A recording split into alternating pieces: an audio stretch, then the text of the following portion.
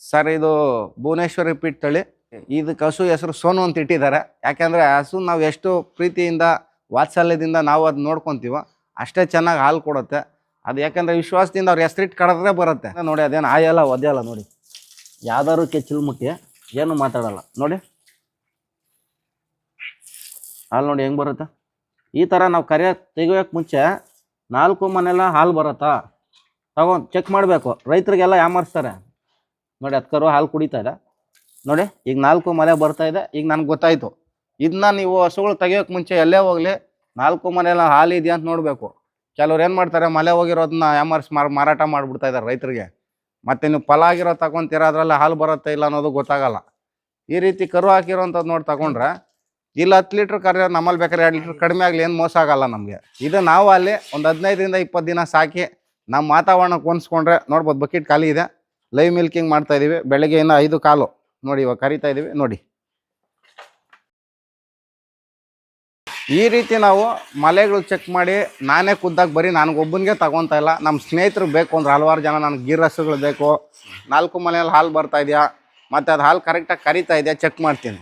ಬೆಳಗ್ಗೆ ಸಂಜೆ 2 trip check ಮಾಡಿಸಿ ಅದು ಬಂದು ಕರೆಕ್ಟಾಗಿ ನಾನು ಕನ್ಫರ್ಮ್ ಆಯಿತು ಸಾಧು ಇದೆ ಹಸು, ಗುಣದಲ್ಲಿ ಒಳ್ಳೇದಿದೆ, ಹಸು ಮೋಸ ಇಲ್ಲ, ಬ್ರೀಡ್ ಇದೆ ಅನ್ನೋದ್ರೆ ಮಾತ್ರ ಅದು ನಾನು ತುಂಬೋದು. ಯಾಕಂದರೆ ಇದು ನೋಡಿ, ಇದು ಹಾಲು ಕರಿಯೋದ್ರಿಂದ ನಾನೇ ಚೆಕ್ ಮಾಡ್ತೀನಿ. ಇನ್ ಕೇಸ್ ಪ್ರೆಗ್ನೆಂಟ್ ಇದ್ರೆ ಆದರೆ ಇಲ್ಲಿ ಲೋಕಲಲ್ಲಿರೋ ಡಾಕ್ಟ್ರನ್ನ ಕರೆದು ಡಾಕ್ಟ್ರ್ ಹತ್ರ ನಾನು ಅದನ್ನ ಪ್ರೆಗ್ನೆಂಟ್ ಇದೆಯಲ್ಲೋ ಕನ್ಸಲ್ಟೆನ್ಸ್ ಚೆಕ್ ಮಾಡಿಸ್ತೀನಿ. ಮಾಡಿಸಿ ಅದು ಪಕ್ಕ ಪ್ರೆಗ್ನೆಂಟ್ ಇದೆ ಅನ್ನೋಂಗಿದ್ರೆ ಮಾತ್ರ ಲೋಡ್ ಮಾಡೋದು ಸರ್. ಈ ಥರ ಚೆನ್ನಾಗಿರೋ ಬ್ರೀಡೆಲ್ಲ 2 ಲಕ್ಷ ರೂಪಾಯಿ ಮೇಲೆ 2ರಿಂದ 3 ಲಕ್ಷಕ್ಕೆ ತನಕ ಗಿರ್ ಹಸುಗಳಿದ್ದಾವೆ. ಅಂಥ ಹಸುಗಳು ಕೊಟ್ಟರೆ ನಮ್ಗೆ ಕನಿಷ್ಠ ಟೈಮ್ 8ರಿಂದ 10 ಲೀಟ್ರ್ ಕರೆಯುವಂಥ ಹಸುಗಳು ಸಿಗೋದು. 1 ಗ್ರಾಮ್ ಉಮಾ ಗೋಲ್ಡ್ಗೆ 1000 ರೂಪಾಯಿ ಇದೆ. ಎಲ್ಲ ಗೋಲ್ಡು ಉಮಾ ಗೋಲ್ಡ್ ಆಗಲ್ಲ, ಎಲ್ಲ ಗೋಲ್ಡು 24 ಕ್ಯಾರೆಟ್ ಆಗಲ್ಲ. ಆ ರೀತಿ ಗಿರ್ ಹಸುಗಳು ಅಷ್ಟೇ ಪ್ಯೂರ್ ಇರೋ ಬ್ರೀಡ್ಗೆ ಈ ಥರ ಹಾಲು ಕರೆಯುವಂಥದಕ್ಕೆ ಬೆಲೆ ಇದ್ದೇ ಇದೆ. ಯಾಕೆಂದರೆ ಇವತ್ತು KMF ಡೈರಿ ಅವನು ನೇರ ಖರೀದಿ ಮಾಡ್ತಾ ಇದ್ದಾರೆ. ಆದ್ದರಿಂದ ಇದಕ್ಕೆ ದೇಸಿ ತಳಿಗಳಿಗೆ ಭಾಳ ಬೇಡಿಕೆ ಇದೆ. ಮುಂದೆ ದಿನ HF ಜರ್ಸಿ ಹಸುಗಳು ಯಾರು ಹಾಲೇ ಕುಡಿಯೋಲ್ಲ. ಯಾಕೆಂದರೆ ಈಗೀಗ ಜನಗಳು ಗೊತ್ತಾಗ್ತಾ ಇದೆ. ಈ ಥರ ದೇಸಿ ಗೋಪುರ ಇರುವಂಥ ಹಸುಗಳು ಯಾವುದೇ ಬ್ರೀಡಲ್ಲಾಗಲಿ ಹಾಲು ಕುಡಿದ್ರೆ ನಮಗೆ ಮಕ್ಕಳಿಗೆ ಎಲ್ಲ ಭಾಳ ಆರೋಗ್ಯಕ್ಕೆ ಒಳ್ಳೆಯದು. ಇದರಲ್ಲಿ ವೈಟಮಿನ್ ಡಿ ಸಿಗುತ್ತೆ ಹಾಲಲ್ಲಿ, ಮತ್ತು ಹಲವಾರು ಪೋಷಕಾಂಶಗಳು. ಒಳ್ಳೆ ದೇಸಿ ತಳಿ ಆಗಿರೋದ್ರಿಂದ ನಮಗೆಲ್ಲ ಆರೋಗ್ಯಕ್ಕೆ ಭಾಳ ಒಳ್ಳೆಯದು. ಹಾಲು ನೋಡಿ ಕರಿತಾ ಇದ್ದೀವಿ ನೋಡ್ಬೋದು. ಇನ್ನು 2 ಮಲೆ ಕರೆದಿದ್ದಾರೆ ಅಷ್ಟೇ. ಲೈವ್ ಮಿಲ್ಕಿಂಗು ನಾವೇನು ಯಾಮಾರಿಸ್ಬಿಟ್ಟು ರಾತ್ರಿ ಎಲ್ಲ ಹಾಲು ಉಳಿಸ್ಬಿಟ್ಟು ಕರೆಯೋವಂಥ ಅವಶ್ಯಕತೆ ನಮಗಿಲ್ಲ. ನಮ್ಮ ಸ್ನೇಹಿತರಿಗೆ ಹಸುಗಳು ಕೊಡಿಸ್ತಾ ಇರೋದು ಪ್ಯೂರ್ ಬ್ರೀಡು. ನೋಡ್ಬೋದು ಭುವನೇಶ್ವರ ಪಿಟ್ ಎಷ್ಟು ಶುದ್ಧವಾಗಿದೆ ಹಸು ಅಂದರೆ. ಆ ಕೊಂಬಿನ ಶೇಪು ನಾನು ಹೇಳ್ತಾ ಇದ್ದೆ, ತಲೆ ಹಿಂದ್ಗಡೆ ಬೆಂಡಾಗಿರಬೇಕು, ಕಿವಿಗಳು ಟಚ್ ಆಗಬೇಕು, ಎಲ್ಲ ಕ್ಯಾರೆಕ್ಟರಿಸ್ಟಿಕ್ಸು ಇದರಲ್ಲಿದೆ. ಎಲ್ಲ ಗುಣಲಕ್ಷಣಗಳು ಗಿರ್ ಹಸುಗೆ ಏನಿರಬೇಕು ಆ ರೀತಿ ಇದೆ. ಹಾಲಲ್ಲೂ ಅಷ್ಟೇ. ಹಾಲು ಇಳುವರಿ ನೀವು ಲೈವ್ ಮಾಡ್ತಾಯಿದ್ದೀವಿ, ಹೈನುಗಾರಿಕೆ ಮಾಡ್ತೀವಿ ಅನ್ನೋರಿಗೆ ನನಗೇನೋ ಅಲ್ಪ ಸ್ವಲ್ಪ ತಿಳ್ಕೊಂಡಿದ್ದೀನಿ. ಯಾಕೆಂದರೆ ನಮ್ಮ ಗುರುಗಳಾದಂಥ ರಮೇಶ್ ರೂಪಾನಿಯ ಸರ್ ಹತ್ರ 15 ದಿನ ಅವ್ರ ಹತ್ರ ನಾನು ಅವ್ರ ಮನೇಲಿದ್ದು ಯಾವ ರೀತಿ ಹಸುಗಳು ಸೆಲೆಕ್ಷನ್ ಮಾಡಬೇಕು, ಯಾವ ರೀತಿ ಹಾಲು ಕರಿಬೇಕು, ದೇಸಿ ತಳಿಗಳ ಗಿರ್ನ ಯಾವ ರೀತಿ ಸೆಲೆಕ್ಷನ್ ಮಾಡಬೇಕು, ಅದನ್ನ ಯಾವ ರೀತಿ ನಾವು ಸಂತಾನೋತ್ಪತ್ತಿ ಅಭಿವೃದ್ಧಿ ಮಾಡಬೇಕು ಅನ್ನೋದನ್ನೆಲ್ಲ ನಾನು ಅವ್ರ ಹತ್ರ ತಿಳ್ಕೊಂಡಿದ್ದೀನಿ. ಯಾಕೆಂದರೆ ಮನುಷ್ಯ ಆದಮೇಲೆ ನಾನು ಏನು ಎಲ್ಲ ತಿಳ್ಕೊಂಡಿದ್ದೀನಿ ಅಂತ ಹೇಳಲ್ಲ, ಸಾಯೋ ಗಂಟ ಕಲಿಯೋ ಗಂಟನೂ ವಿದ್ಯೆಗಳಿದ್ದೇ ಇರ್ತದೆ. ಆದ್ದರಿಂದ ನೋಡಿ ಇವತ್ತು ಹಾಲು ಕರೆದಿದ್ದಾಯಿತು, ಇನ್ನೂ ಕರೆದಿಲ್ಲ, ಕರೀತಾ ಇದ್ದಾರೆ. ಇನ್ನೂ 1 ಮಲೆ ಅಂತೂ ಮುಟ್ಟೇ ಇಲ್ಲ ನೋಡಿ, ನೀವೇ ನೋಡ್ಬೋದು. 4 ಮಲೆನಲ್ಲಿ ಬರೀ 3 ಮಲೆ ಕರಿಯೋದು. ಕೆಚ್ಚಲು ನೋಡಿ, ಆ ಮಲೆನಲ್ಲಿ ಹಾಲೇ ಮುಟ್ಟಿಲ್ಲ ನೋಡಿ ಸರ್. ಇನ್ನು 3 ಮಲೆನೂ ಕರೆದಿಲ್ಲ, ಕರಿತಾ ಇದ್ದಾರೆ.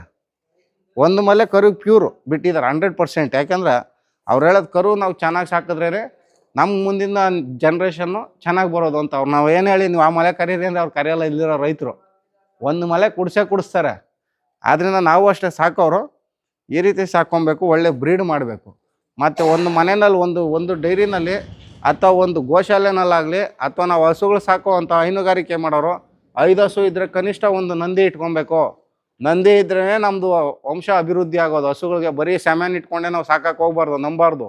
ಒಳ್ಳೆ ಜೀನ್ಸ್ ಇರುವಂಥದ್ದು, ಒಳ್ಳೆ ಈ ರೀತಿ ಹಾಲು ಕರಿ ಅಂತ ಇಳುವರಿ ಅಂತ ಇರುವಂಥ ನಂದಿನ ತೊಗೊಂಬಂದು ಸಾಕ್ಕೊಂಡ್ರೆ ನಮ್ಮಲ್ಲಿರೋದೆಲ್ಲ ಬರ್ತಾ ಇರ್ತದೆ. ಬನ್ನಿ ಸರ್, ಬನ್ನಿ. ಹಾಲಿಗೆ ಕರೆದಿದ್ದಾರೆ ನೋಡಿ, ಚೋಡಾ ಬೈ ನೋಡಿ ಸರ್.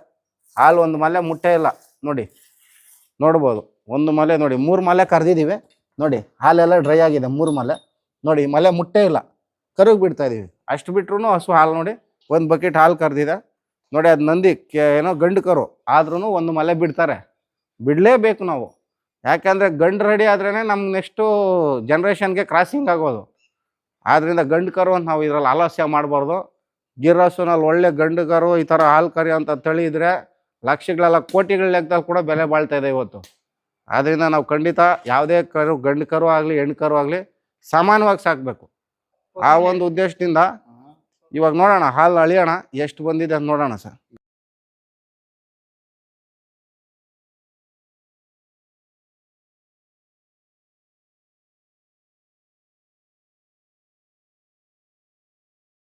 ನೋಡಿ ಸರ್, ನೊರೆ ಎಲ್ಲ ಸಂಪೂರ್ಣ ಹೋಗಿದೆ. ಬನ್ನಿ ಸರ್, ಈಗ ಅಳತೆ ಮಾಡ್ತಾ ಇದೀವಿ, ನೋಡೋಣ.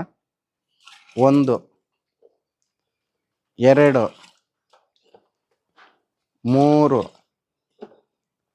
4 5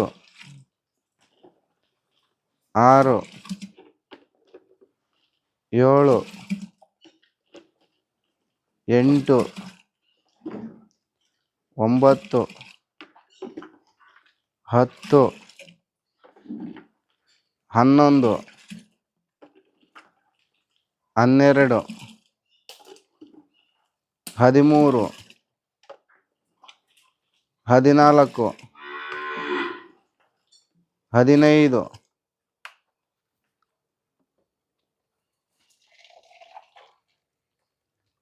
16 8 ಲೀಟ್ರ್ ಹಾಲು ಆಯ್ತು ಸರ್. ಇದನ್ನು ಒಂದು ಮಲೆ ಒಂದು ಡ್ರಾಪ್ ಕೂಡ ಕರೆದಿಲ್ಲ.